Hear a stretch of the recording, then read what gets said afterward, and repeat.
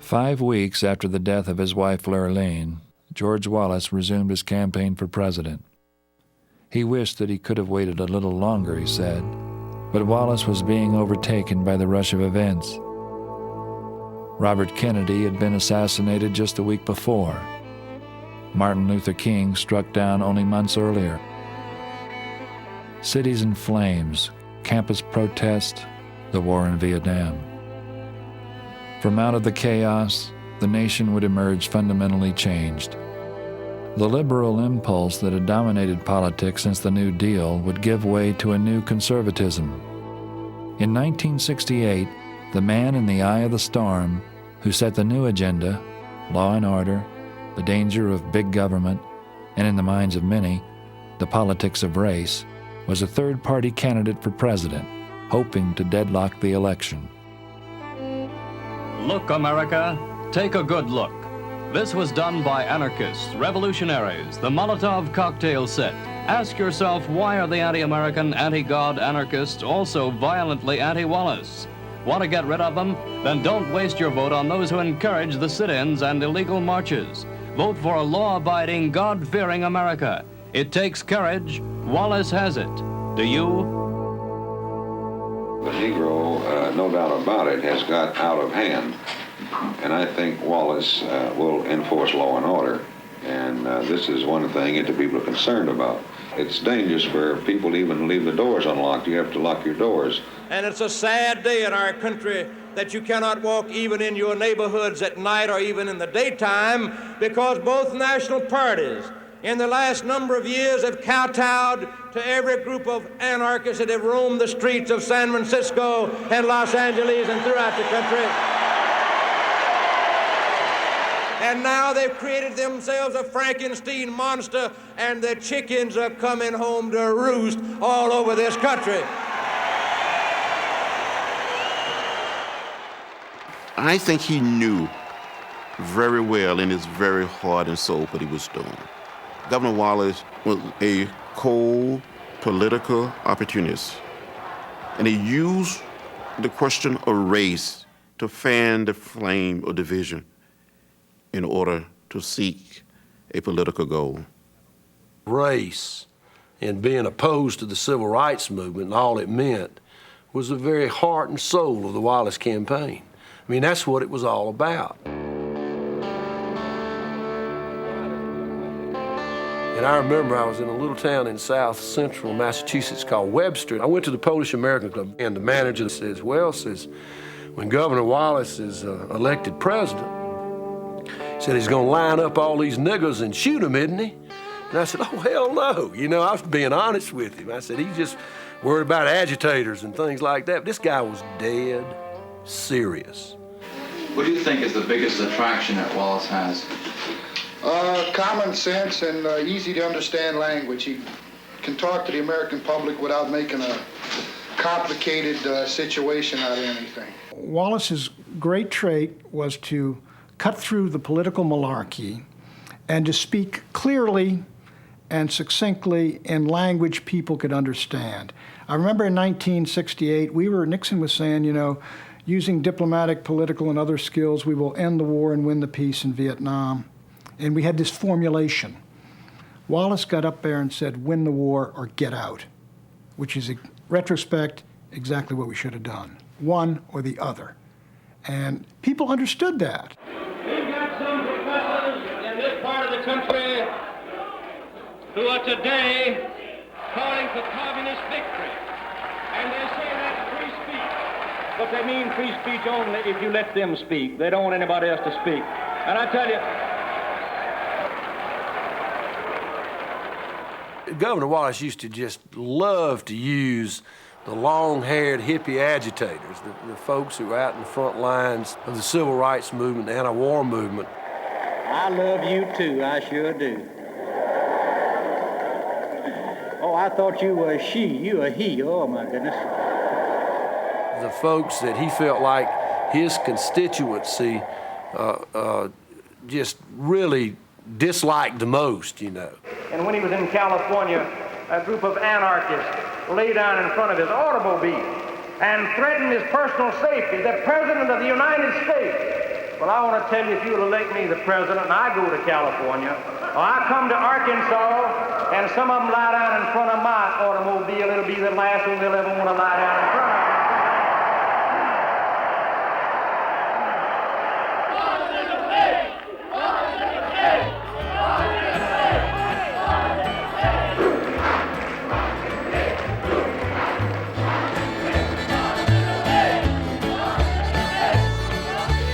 Say again what I said in the beginning, you fellas better have your day now because you're through later on, I tell you that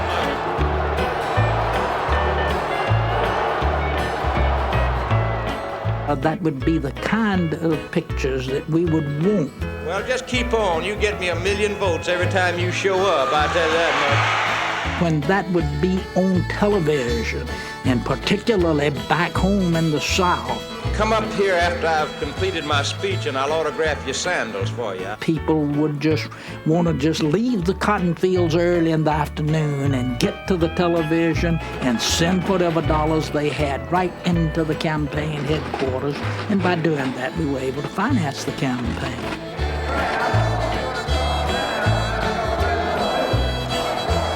Why don't you young folks get out of the auditorium?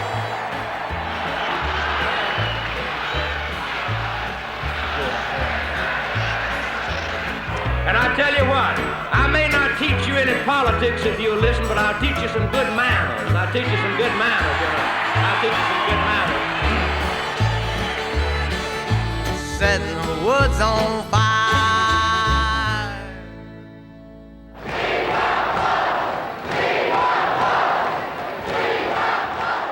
He was one of the few candidates that in my experience, that people would literally fight you over. They would hit you with their fist. I mean, the feelings were intense. You shut up! You run, see? And I tell you, they ought to take them people over there and put them in a bunch of cages and ship them off in a ship and dump them.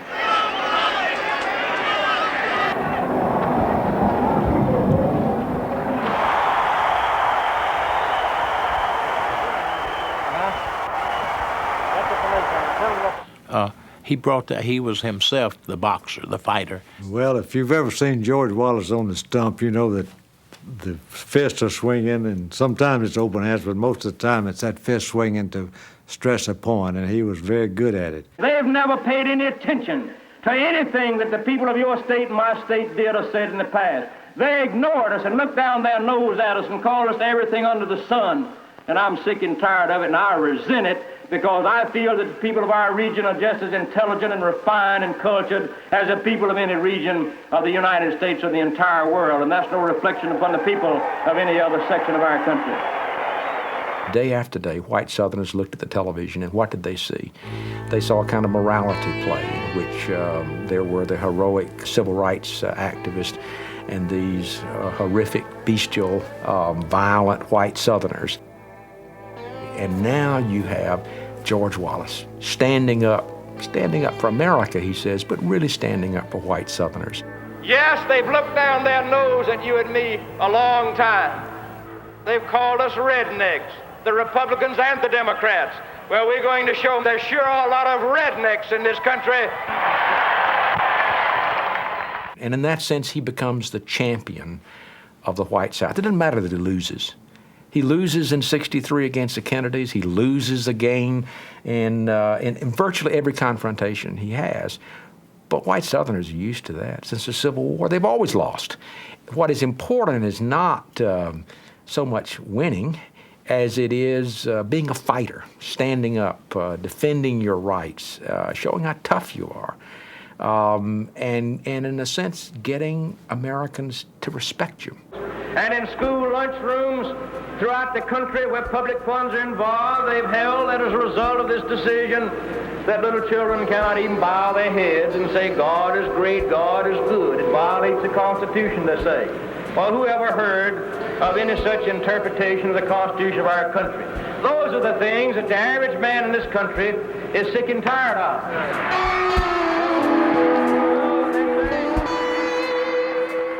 There was a tremendous counter-revolution to what the Supreme Court was doing in the 50s and early 60s with its decisions on school prayer and its decisions on integration and its decisions later on abortion and things like that. And what Governor Wallace did, Governor Wallace was the first to hit these directly head on, to pick up on these issues and address these concerns of Middle America. And he became really the tribune of Middle America, the tribune of the people. The people that really believed in Wallace were the people that he would term as the rednecks, the wool hats, the hayseed, the footlog walkers, the square dancers, the guitar pickers.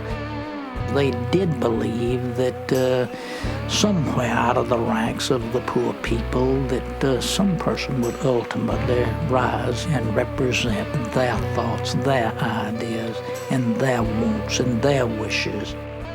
And George Wallace was the man. I got one of your old buttons on. Thank you for working for us. He says, have you ever heard of Mountain Brook, Alabama? And they said, no, Governor, tell us about it. And he said, well, Mountain Brook is an all lily white town. It's over across the mountain from Birmingham. You know, Birmingham, as you know, has got all the steel mills and all. And you got the blue-collar working class people there. And of course, they faced with their schools, their kids being bused from here, there, to yonder, to Kingdom Come, to integrate the schools. And it says, but you take the fellows the executives of the mills, the big shots at the mills, they get in the air-conditioned Cadillacs and the chauffeurs drive them back on up to Mountain Brook. See, where the average home's worth about $300,000 a piece, and some of the homes have 15 bathrooms in them. It says, and they drive up there and they sit up there at the country club, at Mountain Brook Country Club, and they got these little martinis and they hold their little fingers up in there and they sip on the martinis. And you know what they say? Oh, we've got to be progressive. We've got to have some of this integration. It says it's good, you know, to bus your children from here to there to Kingdom Come and back again. And guess where their children go to school? To all white private schools up at Mountain Brook.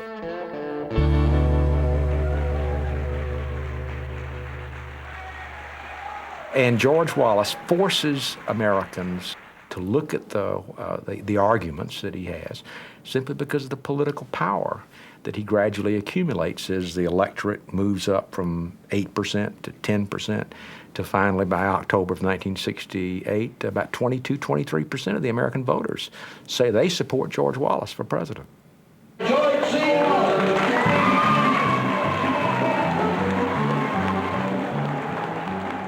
The election for president was only a month away,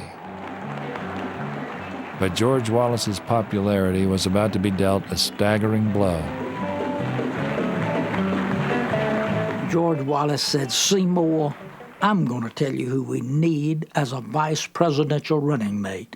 That is General Curtis LeMay. Because just think, Seymour, we can get all of the veterans voting for us.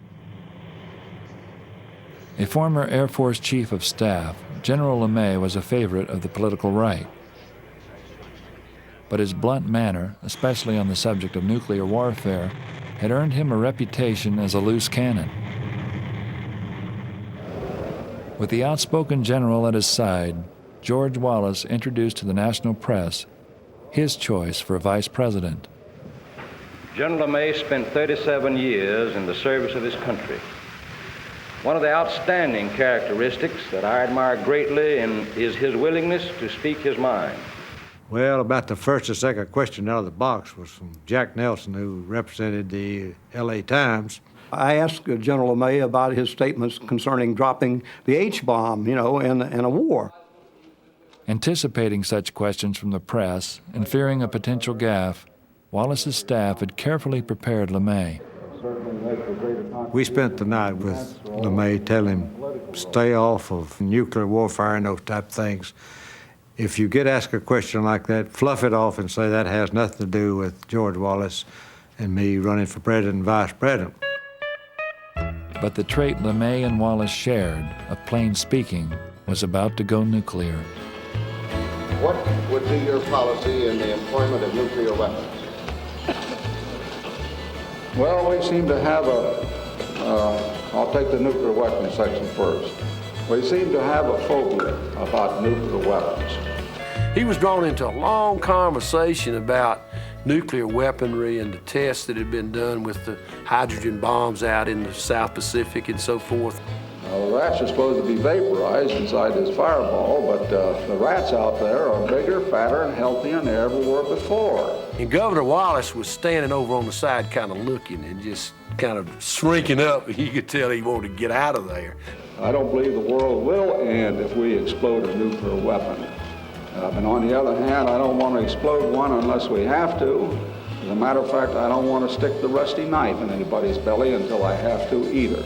Wallace was so mad, and he would not let me, he being Wallace, would not let me stop the darn news conference. The governor tried to pull him away and said, I know you folks, I know you out there from the Los Angeles Times, and the general don't know how to handle you. So Mr. Nelson, he hasn't said anything about using nuclear weapons. And Governor, give us a big sign for one picture, both of you. I could have got it stopped and moved on, but Wallace would not let me do it. let General LeMay answer. General LeMay would be glad to answer your question. And the general, he decided that he was not going to be denied his opportunity in the Sun, and so, he continued to answer a couple of questions. If I found it necessary, I would use anything that we could dream up. Anything that we could dream up, including nuclear weapons, if it was necessary. Possible to win a nuclear war, a general nuclear war? General, we've got to go.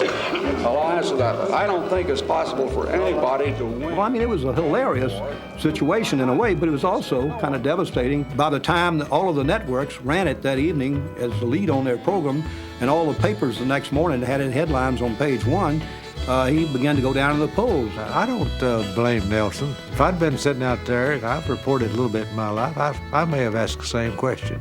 It was funny, really, when it was all over a year or so later. It wasn't very funny that day. The press conference earned Wallace and LeMay the nickname the Bombsey Twins.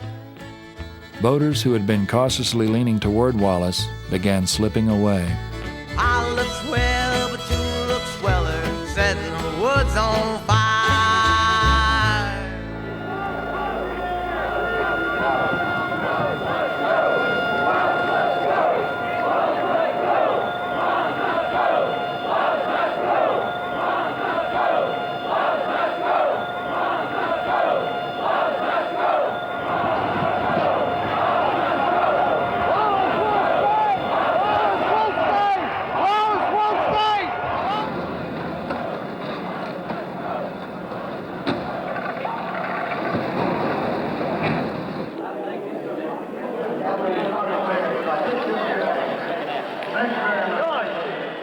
In the end, Richard Nixon, and not George Wallace, would become the nation's 37th president. But Wallace, who had received over 10 million votes and carried 5 southern states, had come close to achieving his real goal, deadlocking the election. With a shift of less than 1% of the vote in just 2 more states, he would have had enough electoral votes to throw the election into the House of Representatives. Wallace would have been the kingmaker, delivering the presidency to the party most willing to embrace his issues.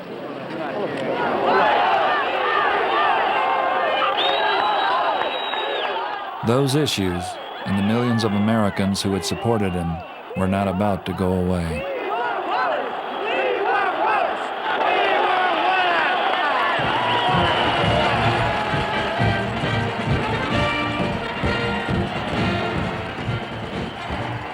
In 1968, it is true that the heart of his support remains in the South. But even outside the South, a large minority supports George Wallace. And what I think it represents is this tectonic shift in American politics that takes place in the 1960s. Race riots, the backlash against the Great Society programs, the divisions that are exposed by the war in Vietnam. In a sense, American politics comes unwound in the 1960s.